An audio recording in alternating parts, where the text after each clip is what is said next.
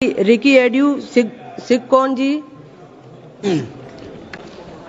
Madam Chairperson, through you I would like to draw the attention of this vexed and pertinent issue concerning Northeastern Hill University, one of the only central university in Northeast at one point of time.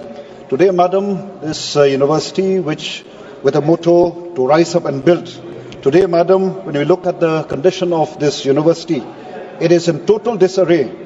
And the reason for this is because of the leadership crisis that the university is facing.